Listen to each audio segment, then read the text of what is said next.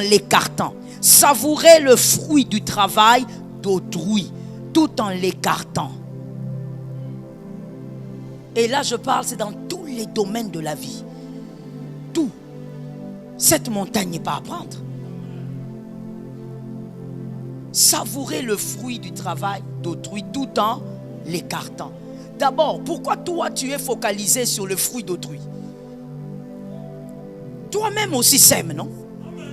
Dieu a fait grâce à tout le monde. On a tous des cerveaux, on a tous l'intelligence, on a tout. Ça veut dire, toi aussi sème, mon frère.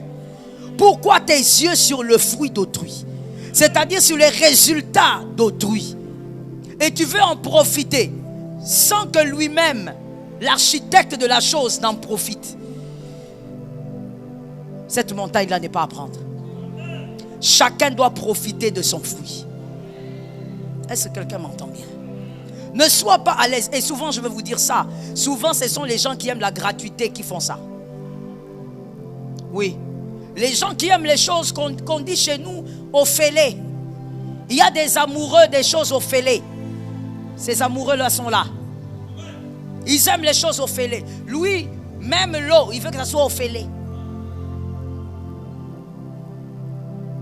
Tout doit être au fêlé pour lui. Ce sont des personnes qui aiment toujours recevoir sans payer le prix. Que Jésus te délivre si tu es assis dans cette salle. Que tu sois en distanciel, sois délivré. Ne sois pas amoureux des choses. Non. Pourquoi tu n'aimes pas payer le prix? Je continue. Ce sont les paresseux qui n'aiment pas payer le prix. Tu peux voir un homme, il a une gabarit là, comme les femmes aiment. Il est grand, il est, je sais pas, tablette de chocolat, mais paresseux comme un renard. Paresseux. En lingala, on appelle ça. Voilà. Ça ressemble à, je sais pas, goïgoï, ça ressemble au nom d'un oiseau, je trouve. Ça veut dire c'est un goïgoï. Tu vois, il est dans tous les 2 mètres qu'il mesure là, paresseux comme un sorcier.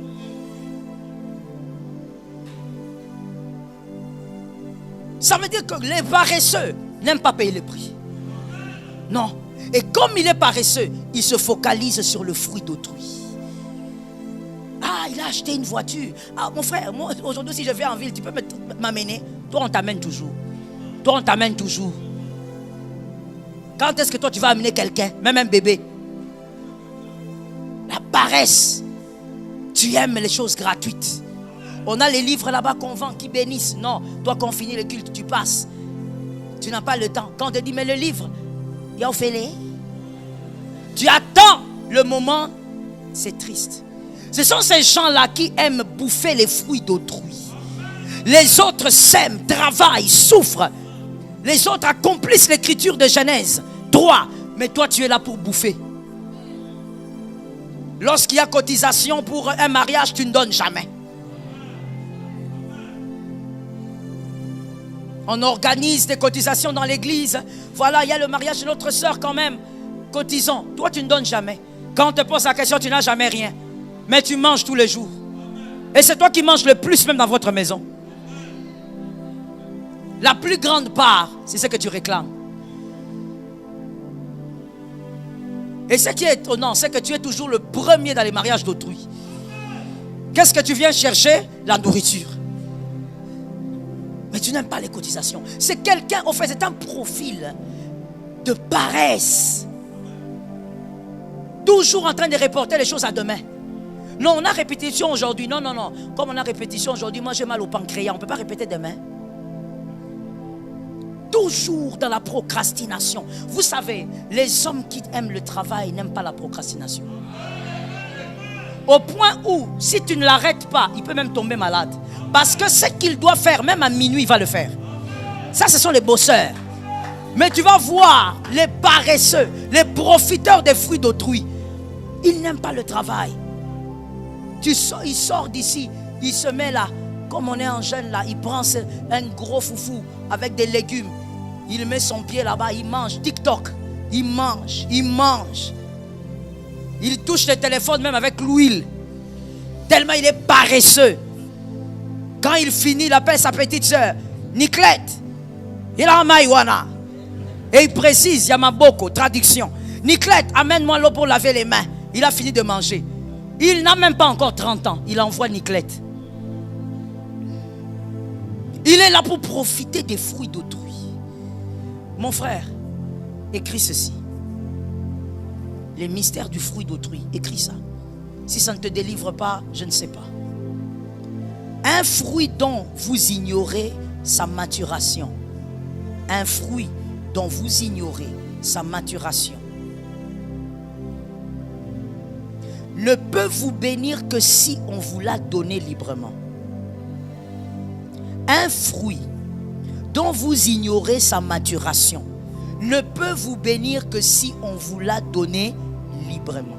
C'est-à-dire quelqu'un a envie que tu bénéficies aussi de sa joie, de sa bénédiction, de sa grâce. La personne t'invite elle-même. Là, tu seras béni. Au cas contraire, c'est-à-dire tu veux profiter d'un travail qui n'est pas à toi, en écartant le propriétaire. Au cas contraire, ce fruit sera l'absorbateur de tout autre fruit dans ta vie. Ce fruit-là que tu bouffes là, ça sera l'absorbateur de tout autre fruit qu'il y aura dans ta vie. C'est-à-dire, toi tu feras des efforts, mais tu n'auras rien. Parce que tu as profité des choses d'autrui. Au cas contraire, le fruit que tu bouffes calmement sera quoi? L'absorbateur de tout fruit dans ta vie. C'est comme ça que vous voyez des gens qui nous font souffrir dans l'église. Moi je travaille beaucoup mais je n'ai pas de résultats. Frère, tu avais fait quoi dans la vie? Tu as fait quoi à qui? Dans le monde des esprits, il n'y a pas d'enfants et de petits. Même si tu avais fait quelque chose à quelqu'un, tu avais 8 ans, ça va te rattraper.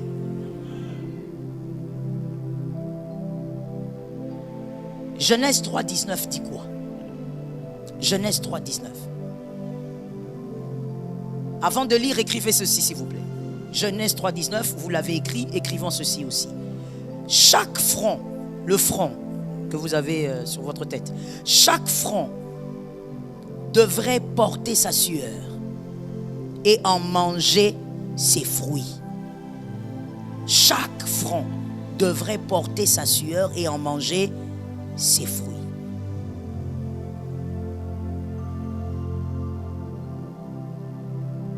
Ne bénéficiez pas de la sueur d'un autre par profit. Non. À moins que cet autre te fasse bénéficier volontairement. Là, ça va te bénir. Mais ne va pas voler la sueur d'autrui. Le fruit de la sueur d'autrui. Genèse 3,19, c'est la malédiction déclarée. C'est à la sueur de ton visage que tu mangeras du pain. Pourquoi tu aimes seulement la sueur d'autrui? Toi, tu fais quoi? Quand les autres suent, toi, tu fais quoi? Tu dors. Tu te réveilles à 15h, tu commences à chercher. Non, qui va me donner le transport pour aller à Maloueka? Qui t'envoie à Maloueka? Tu fais des projets sans argent, mais tu cherches l'argent dans les poches des autres. Je répète.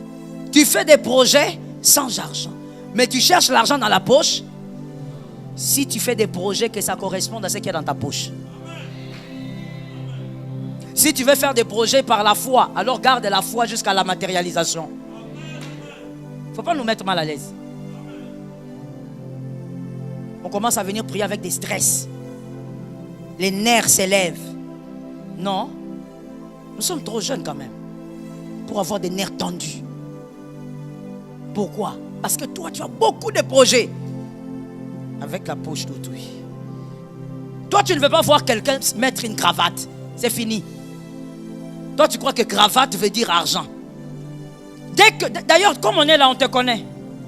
Nous tous, on te connaît. Tantine, tonton, on te connaît.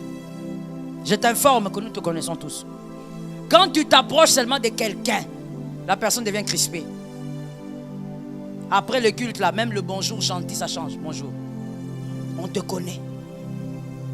Trop de projets, mais avec la poche des autres. Frère, bosse. Vous savez, l'amour même du travail, quand tu n'en as pas, Dieu va t'en donner. Parce que tu as l'amour du travail.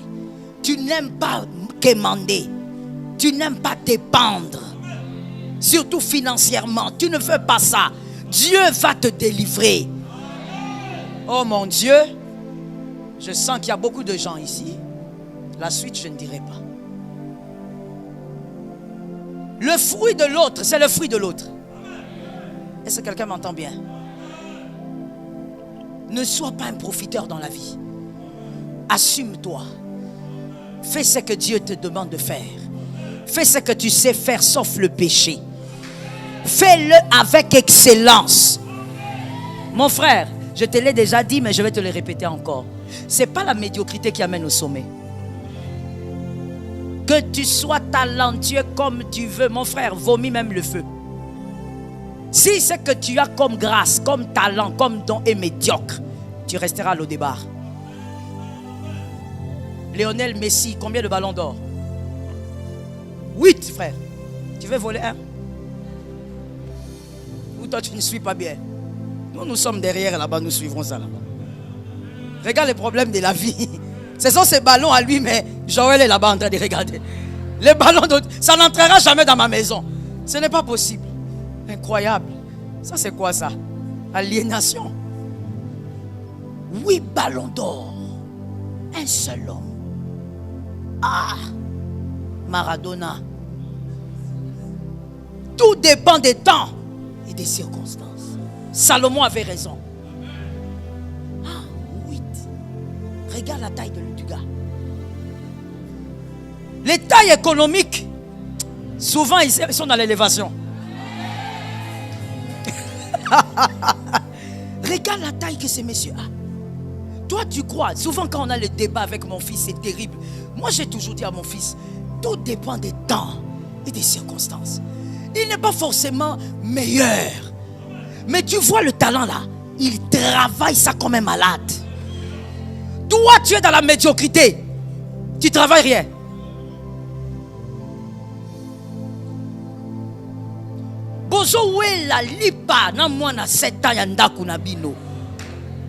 Tu sais jouer au clavier mais tu ne travailles pas. Tu joues seulement quand tu es à l'église. Médiocrité. Quand quelqu'un va toucher son instrument, il joue, tu dis oh Kissi. Écoute comme il joue. Oh. Kissi. Le Kissi n'a aucun impact si le talent n'est pas travaillé. C'est pourquoi moi, je vous dis la vérité. Aujourd'hui, je vais vous dire la vérité. Moi, ça me choque toujours lorsque je vois des fils que j'ai qui ont des belles voix, des filles que j'ai qui ont des belles voix, mais qui ne travaillent pas. Que Jésus me donne ça, qui vous arrache ça. Si on pouvait seulement arracher. Moi, avec un don pareil. Papa, si on ne me connaît pas en Afrique et au-delà de l'Afrique, c'est que non. Impossible. Impossible que je sois. Ça veut dire que je ne parle même pas du Congo. Mais vous, vous êtes là avec les dons. Vous êtes seulement là pour chanter. Vous croyez que moi, en tant que votre pasteur, je suis d'accord avec ça? Je vous dis ça aujourd'hui, je ne suis pas d'accord avec ça. Vous n'êtes pas les adorateurs de Kinshasa. Vous êtes les adorateurs de Jésus. Il est écrit, allez dans le monde, faites de toutes les nations mes disciples. Va dans le monde, fais les disciples. Maintenant, tu vas faire les disciples comment? Toi, tu chantes seulement Lingala. Toi, tu crois que le monde, c'est le Lingala. Comment un Espagnol va t'écouter? Il va être touché. Il va dire, ah, vraiment, Jésus a pardonné mes péchés. Comment?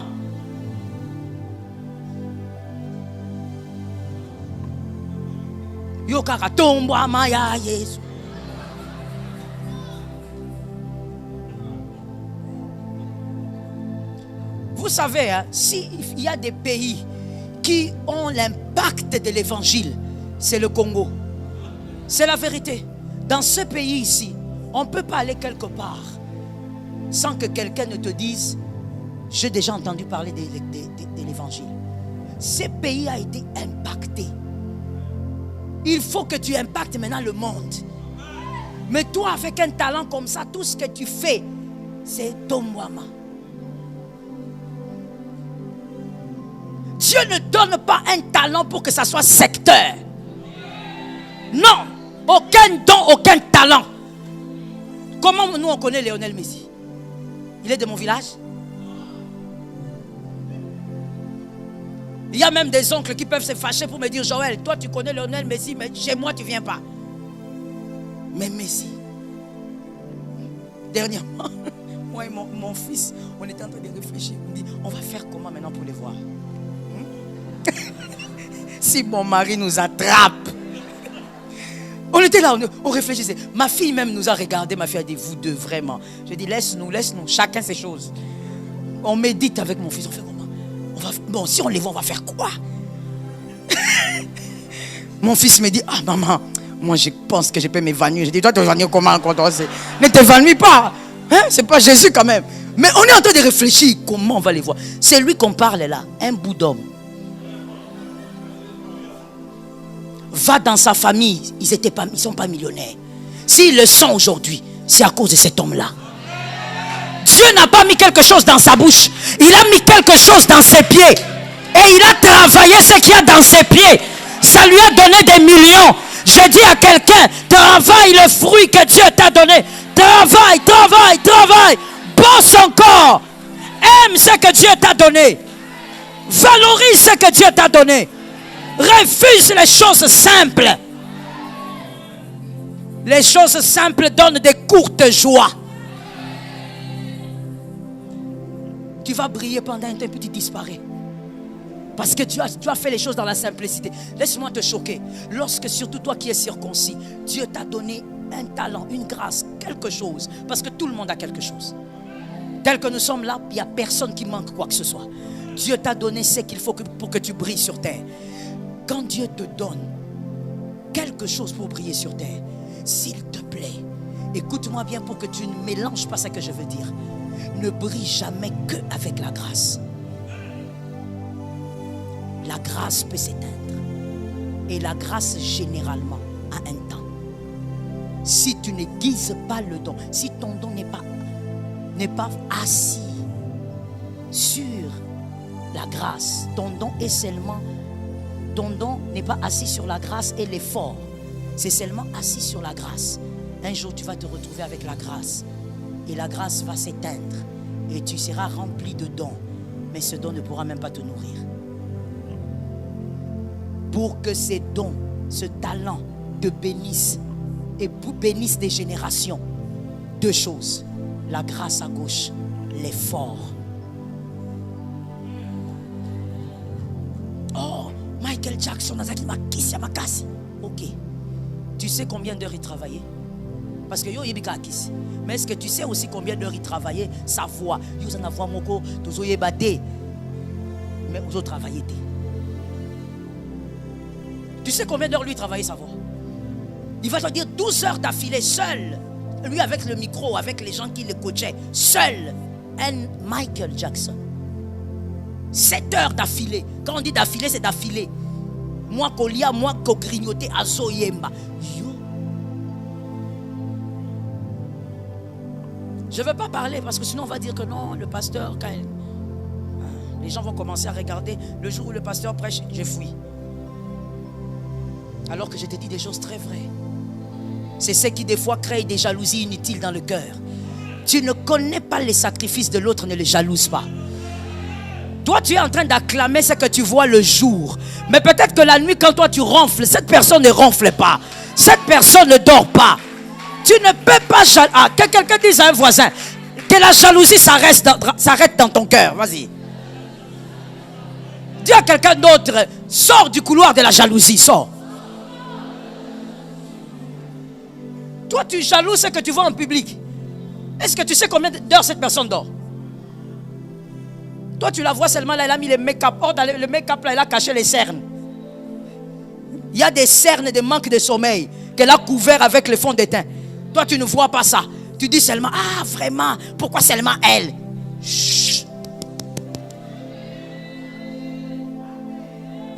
Quand toi, tu dors là, tu attrapes ton mari comme si c'était un ballon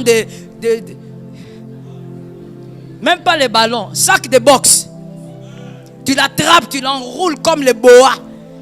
Tu dors, tu ronfles. Cette femme-là, peut-être, elle laisse son mari sur le lit. Elle dort par terre. Elle parle en langue. Elle dit, Seigneur, il faut que la situation change. Elle travaille. Oh, pourquoi c'est seulement elle, son mari? Tu vas déranger ton mari. Toi aussi, achète-moi la Range Rover. Tu vois pas qu'on l'achète. Toi, tu vas t'acheter la Range Rover. Toi, continue à t'enlacer là avec ton mari comme un boa. Pas d'effort, pas de fruits.